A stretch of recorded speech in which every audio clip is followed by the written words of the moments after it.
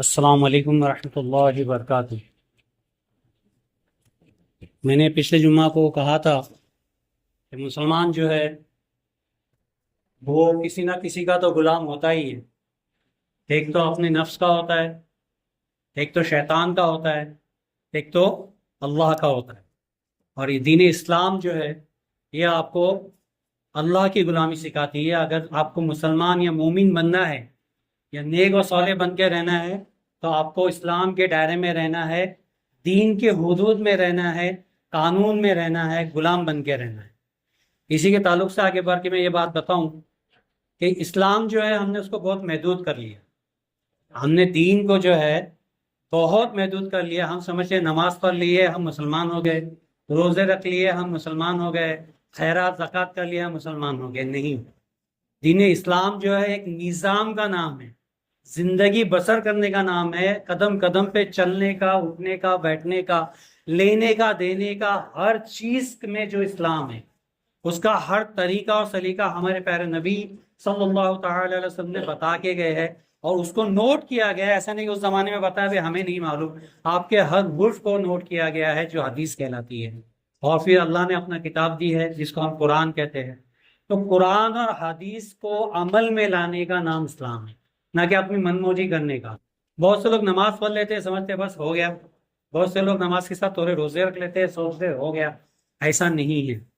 میں یہ بتا دوں کہ میں جو مین مدعے پہ آ رہا ہوں وہ یہ ہے کہ دو حقوق ہیں ہم پہ جو ہے دو حقوق ہے۔ بہت سے لوگ ایک حق ادا کرتے ہیں اور ایک سے محروم رہتے ہیں، اور دونوں خسارے میں۔ ایک وہ ہے جو اللہ کا حقوق ادا کرتے ہیں، نماز پڑھتے ہیں، روزے رکھتے ہیں، قرآن پڑھتے ہیں، زکوٰۃ دیتے ہیں، پیسے ہے تو حج کرتے ہیں، زکوٰۃ دیتے ہیں، مگر حقوق العباد سے دور ہے۔ وہ سوچتے ہیں میں نے نماز پڑھ لی، زکوٰۃ دے دی، حج کر لیا، اب میں کسی کے ساتھ بھی گبن کر سکتا ہوں، میں جوا کھیل سکتا ہوں، شراب پی سکتا ہوں، یا کسی کے ساتھ بھی دھوکہ دے سکتا ہوں۔ ان کے کام دھندے دیکھیے، آپ ان کو دھوکہ دیتے ہوئے نظر آئیں گے۔ تو یہ حقوق العباد سے محروم رہ گئے، اس کی بھی پکڑ ہوں گی۔ اور کچھ ایسے بندے ہیں جو حقوق العباد میں بہت پیش ہے۔ کوئی بیمار ہے اس کو لے جا کے ہاسپٹل میں ڈالیں گا، کوئی ایکسیڈنٹ ہوا بھاگ کے اس کی مدد کریں گا، اور اسی کا گھر بننا ہے جا کے کھڑے ہوں گا، اپنی رشتہ داری میں کچھ معاملہ ہے جا کے وہ حل کریں گا۔ حقوق العباد بہت مضبوطی سے پکڑ لیا، مگر حقوق اللہ میں پکڑ ہو گئی۔ وہ نہ نماز پڑھتا ہے، نہ روزہ رکھتا ہے، نہ کوئی عبادت کی طرف راغب ہوتا ہے۔ دونوں بھی خسارے میں ہیں۔ اگر مکمل اسلام میں آنا ہے تو آپ کو دونوں حق ادا کرنا پڑیں گے۔ حقوق اللہ بھی ادا کرنی ہے، حقوق العباد بھی ادا کرنی ہے۔ آج میں حقوق اللہ کے تعلق سے صرف اتنا بتانا چاہوں کہ اگر کوئی قصدن جان بوجھ کے اگر ایک نماز بھی چھوڑ دیتا ہے وہ کافر ہوتا ہے۔ حقوق العباد اتنا سخت ہے، ہم بہت لائٹلی لیتے ہیں۔ اللہ کا معاملہ اللہ معاف کریں گا۔ ارے بھائی کیوں معاف کریں گا جب اس نے اپنے قاعدے قانون سب کھل کے بتا دیے؟ آپ پہ کیا فرض ہے، کیا واجب ہے، کیا سنن ہے، کیا نوافل ہے، کیا مستحب ہے، کیا ہے، سب کھل کے بتا دیا۔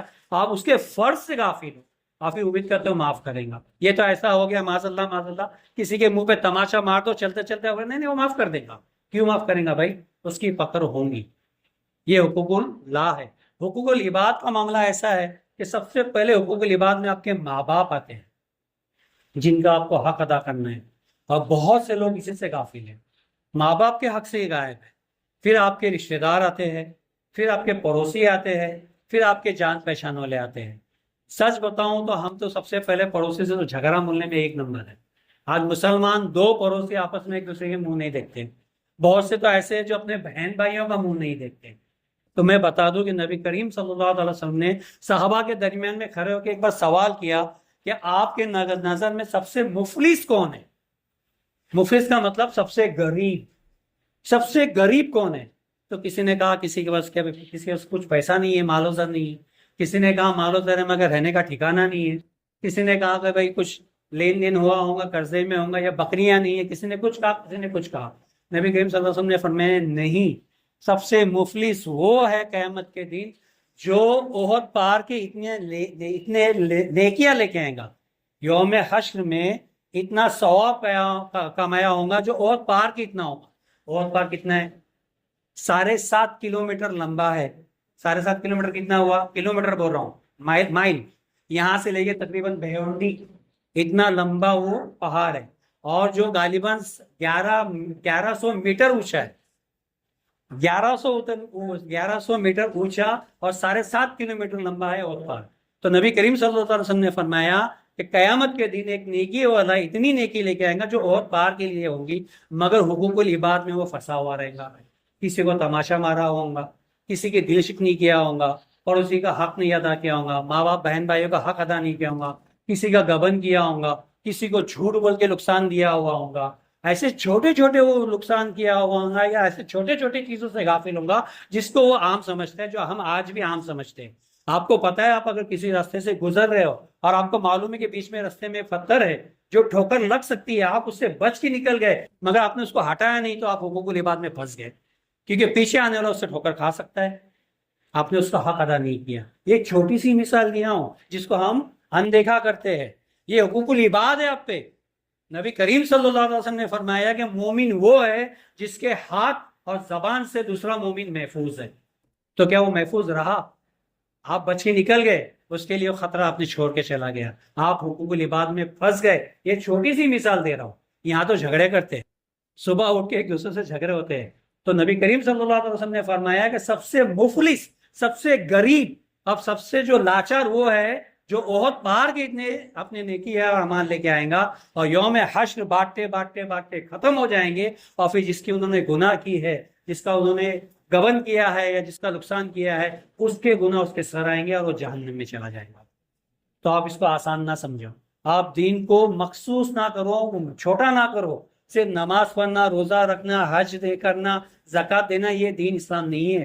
دین اسلام جو ہے ایک زندگی بسر کرنے کا پورا مکمل نظام ہے، اور اس نظام میں دو پہلو بہت اہم ہیں، ایک حقوق اللہ ہے اور ایک حقوق العباد ہے۔ اور آج میرا ٹاپک مین جو ہے حقوق العباد میں ہے، کیونکہ ہم لوگ دیکھتے ہیں، ہم لوگ جیسے بھی بہت سارے نماز پڑھتے ہیں، روزے رکھتے ہیں، سب کرتے ہیں، چھوٹی چھوٹی چیزیں ایسی غفلت میں چھوڑ دیتے ہیں جو کل یوم حشر ہمیں پکڑ ہوگی۔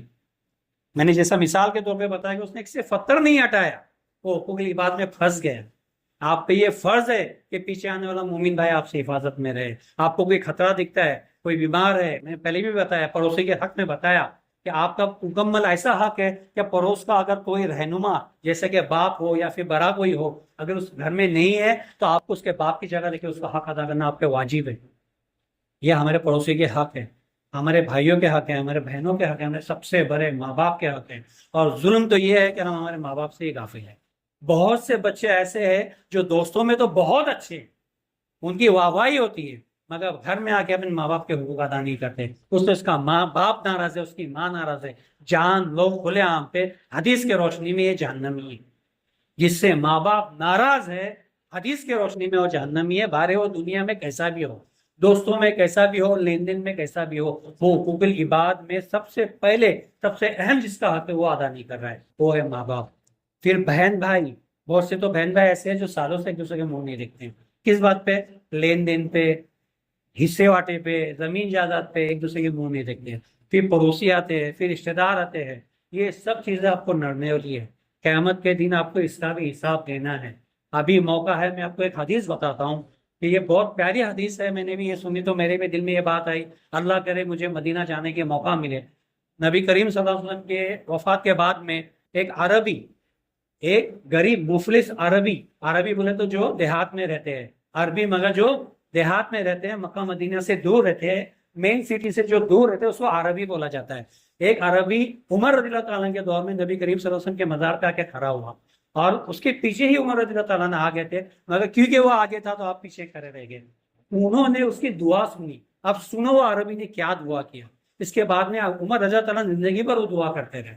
وہ عربی نے اللہ سے التجا کی، یا اللہ میں تو گنہگار ہوں، میں قبول کرتا ہوں، میں گنہگار ہوں، میں قبول کرتا ہوں، میں میرے گناہ سے توبہ کرتا ہوں، اور تجھے واسطہ دیتا ہوں، میں جانتا ہوں جو میرے سامنے آرام فرما ہے یہ تیرے حبیب ہے۔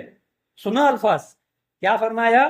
یہ جو میرے سامنے آرام فرما ہے یہ تیرے حبیب ہے، اگر تو مجھے معاف کرے گا تو یہ خوش ہوں گے، اور شیطان ناراض ہوگا جو تیرا دشمن، اور اگر تو نے میری پکڑ کی تو اللہ تجھے معلوم ہے یہ میرے حبیب، تیرے حبیب ناراض ہوں گے کیونکہ میں ان کا امتی ہوں اور میں جہنم میں جاؤں گا۔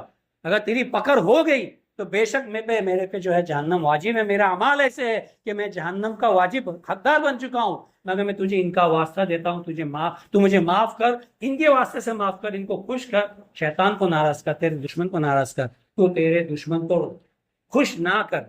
میرے میں اتنے اعمال نہیں ہے کہ میں تیرے سے کچھ مانگوں، میں تیرے حبیب کا صدقہ دیتے ہوئے تیرے سے دعا کرتا ہوں کہ ان کے صدقے تو فیل، ان کی رضامندی کے لیے مجھے معاف، اور شیطان کو ناراض کر۔ اور روتے ہوئے وہاں سے چلا گیا۔ عمر فاروق رضی اللہ تعالیٰ، عمر رضی اللہ عنہ وہیں پہ روتے رہے اور زندگی بھر یہ دعا کرتے رہے کہ اللہ مجھے بھی ایسا کوئی اعمال نہیں معلوم جس کے حق میں دعا کروں، بس تیرے حبیب کے صدقے تو ان کو رضامندی کے لیے، ان کے خاطر میری مغفرت کر، تو ان کو ناراض نہ کر، کیونکہ میں اگر جہنم میں چلا گیا تو میں جانتا ہوں میں ان کا امتی میں ناراض ہوں گے، تو ان کو ناراض نہ کر، شیطان کو ناراض کر، اور ان کے صدقے تو پھر میری مغفرت کر، میں توبہ کرتا ہوں۔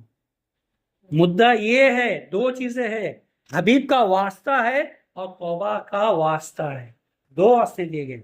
اور میں نے ہمیشہ بتایا توبہ تماچے مارنے کا نام نہیں ہے، دو گال پہ ادھر مار دیے، دو گال پہ ادھر مار دیے، یہ توبہ نہیں ہے۔ توبہ وہ چیز کو کہتے ہیں کہ گناہ سے ہمیشہ کے لیے دوری اختیار کرے، اس کے بعد کبھی کوئی گناہ نہ کرے۔ تو وہ عربی نے بھی وعدہ کیا کہ میں توبہ کرتا ہوں اور تیرے حبیب کا واسطہ دیتا ہوں۔ تو ہمارے لیے بھی یہ دعا کے لیے بہت بہت اہم اور بہت پیاری دعا ہے کہ ہم میں تو ایسے کوئی اعمال نہیں ہے کہ ہم اس کا واسطہ دے کے ہماری مغفرت مانگے، ہم حبیب کے صدقے میں توبہ کریں اور انہی کی رضا کے لیے توبہ کریں اور شیطان سے بچنے کے لیے توبہ کریں۔ پھر کہتا ہوں کہ زندگی جو ہے یہ صرف اعمال کا نام نہیں ہے، یا دنیا یا دین جو ہے چھوٹی سی چیز نہیں ہے کہ نماز پڑھے، روزہ پڑھے، یہ پورا دنیاوی میں جینے کا نظام ہے۔ یہ نظام میں آپ کو پورا اترنا ہے۔ اس میں دو ہے، ایک حقوق اللہ ہے اور ایک حقوق العباد ہے، اور دونوں کو آپ کو ادا کرنے ہیں۔ صرف حقوق اللہ پہ رہ گئے، حقوق العباد نہیں ادا کیا تو بھی پکڑ ہے، صرف حقوق العباد میں رہے اور حقوق اللہ سے غافل رہے تو بھی پکڑ ہے۔ آپ کو دونوں زندگی جینی ہے، اللہ کو بھی رضا کرنی ہے اور آپ کے رشتے دار، پڑوسی اور آپ کے ساتھ میں جو رہنے ان کو بھی راضی کرنا ہے۔ عام سیدھی سادھی زندگی جیو اور یہ دعا پہ آپ عمل کرو۔ میں بھی یہ دعا کر رہا ہوں جب سے میں نے یہ جان لیا ہے کہ میرے میں بھی تو ایسا عمل نہیں ہے کہ جس کا واسطہ ہے کہ میں میری مغفرت مانگوں، حبیب کے صدقے مغفرت مانگتا ہوں اور شیطان سے پناہ مانگتا ہوں۔ اللہ ہمیں سمجھنے کی اور اس میں عمل کرنے کی توفیق عطا فرمائے۔ ایک بات آپ کو کہنی تھی کہ ابھی جو معاملات چل رہے ہیں، اسرائیل کے تعلق سے ایک ایپ آیا ہوا ہے جو پلے اسٹور پہ ہے، جس سے نو تھینکس ایپ کہا جاتا ہے۔ یہ میں آپ سے درخواست کروں گا کہ آپ کے موبائل میں ضرور ڈاؤن لوڈ کریں۔ یہ ایک اسکینر ہے، آپ کوئی بھی چیز خریدنے جاؤ گے، یہ نو تھینک ایپ سے اگر اسکین کرو گے تو وہ چیز کس کی ہے، یا پھر اسرائیلی ہے یا نہیں، آپ کو بتا دے گا۔